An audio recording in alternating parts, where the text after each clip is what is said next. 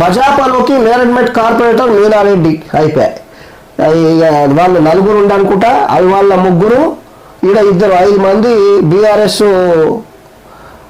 కాదు, అల్వాళ్ళ ఇద్దరు, మల్కగిరిలో ఇద్దరు ఉండే బీఆర్ఎస్ కార్పొరేటర్లు.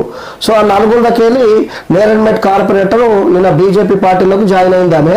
సో దాంతో ఏమైంది, బీఆర్ఎస్ 4 నుంచి 3కి వచ్చింది. సో 3గా ఉన్న బీజేపీ కార్పొరేటర్లు 3 నుంచి 4 అయ్యారు.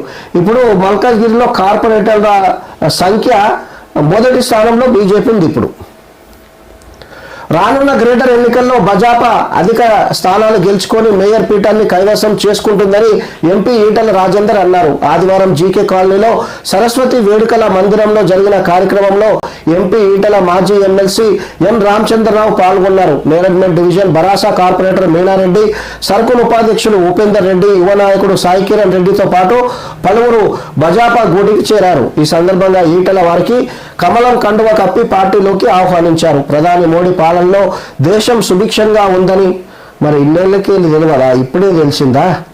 ఇన్నేళ్ళకి సుభిక్షంగా ఉందని తెలియదా మరి? సో ఇప్పుడే సుభిక్షంగా ఉందని తెలిసిందట.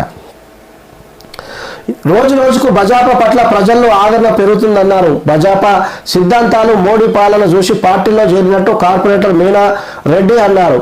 సో మరి బీజేపీకి కొన్ని ఎథిక్స్ ఉంటాయి కదా, మరి ఇట్లా వేరే పార్టీల వాళ్ళు వేరే గుర్తు పైన గెలిచిన వాళ్ళని తీసుకోరు కదా. ఇప్పుడు ఈటల రాజేందర్ గారు అప్పుడు హుజురాబాదు ఎమ్మెల్యేగా, బీఆర్ఎస్ ఎమ్మెల్యేగా ఉన్నప్పుడు ఆయన బీజేపీలకు రానికి సో అది రాజీనామా చేసి మళ్ళీ ఎలక్షన్ గెలిచి వచ్చిండు.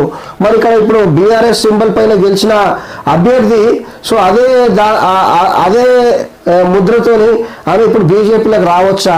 ఇప్పుడు అక్కడ ఉన్న ప్రజలు, అక్కడ బీజేపీ క్యాండిడేట్ కూడా ఉండే, మరి బీజేపీ క్యాండిడేట్ కాదని చెప్పి బీఆర్ఎస్ క్యాండిడేట్ని అప్పుడు గెలిపించారంటే సో మరి ఇప్పుడు ప్రజలు ఏమనుకోవాలిగా? మరి అదిగా అప్పుడే బీజేపీకి ఓటేస్తే అయిపోతుండే కదా, మరి బీఆర్ఎస్కి ఎందుకు వేయాలంటూ? సో ఎవరి స్వార్థం వాళ్ళది. స్వార్థ రాజకీయాల కోసం పార్టీలు మారుతుంది తప్ప దేశం మీద ప్రేమ, ప్రజల మీద ప్రేమ లేదనేది 100% కరెక్ట్. ఇది అవునా కాదా అనేది ఎవరైతే మన ఛానల్ చూస్తారో వాళ్ళు కామెంట్ రూపంలో పెట్టండి. భాజపా సిద్ధాంతాలు, మోడీ పాలన చూసి పార్టీలో చేరినట్టు కార్పొరేటర్ మీనారెడ్డి అన్నారు. కార్యక్రమంలో కార్పొరేటర్లు శ్రావణ్ కుమార్, గున్నాల సునీత యాదవ్, ప్రసన్న కుమారి, ప్రీతం రామకృష్ణ, బరాసా నాయకులు ఉత్తమ్ రెడ్డి, అక్రమ్, సాయిశ్యామ్, రమేష్, రాజు, మోహిత్, అజయ్, జాన్, జోషియా, రమేష్, సురేష్, ప్రమోద్, ఉమారాణి, ఆకాంక్ష, లక్ష్మి పార్టీ కండువ కప్పుకున్నారంట. సో నేనేమంటున్నా, మరి ఇక్కడైనా స్థిరంగా ఉండరు. సో ఏ రాజకీయ నాయకుడైతే తన స్వలాభం కోసము పార్టీలు మారరో సో వాళ్ళు అసలు సిసలైన నాయకులు, నికారసైన నాయకులు. అధికారం ఉన్నా లేకున్నా ఒకటే పార్టీలో ఉండాలి.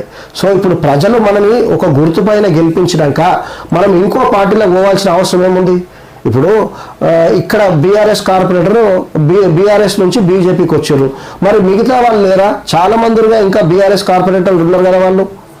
సో నిన్న ఈ సందర్భంగా ఈయన సీనియర్ నాయకుడు ఉపేందర్ రెడ్డి గారు అంటున్నాం నిన్న. సో ఇంకా చాలా మంది కూడా బీజేపీలో జాయిన్ కానికి రెడీగా ఉన్నారంట బీఆర్ఎస్ నుంచి. అంటే వాళ్ళ సొంత స్వలాభం కోసమే వస్తారు కదా. ఇప్పుడు ఇక్కడ ఏమి బీజేపీ పార్టీ అధికారంలో లేదు కదా, రాష్ట్రంలో కేంద్రంలో ఉంది. కేంద్రం నుంచి ఏమైనా ఫండ్స్ ఇస్తారా కార్పొరేటర్కి? వస్తాయి? ఏమైనా ఫండ్స్ వస్తాయా? మీకు ఏమైనా ఫండ్స్ వచ్చేది ఉంటే జిహెచ్ఎంసీ నుంచి వస్తాయి. జిహెచ్ఎంసీ నుంచి వచ్చేది ఉంటే మీరు బీఆర్ఎస్లో ఉంటేంది, బీజేపీలో ఉంటేంది అని ప్రజలకు ఒక చిన్న డౌట్ అది.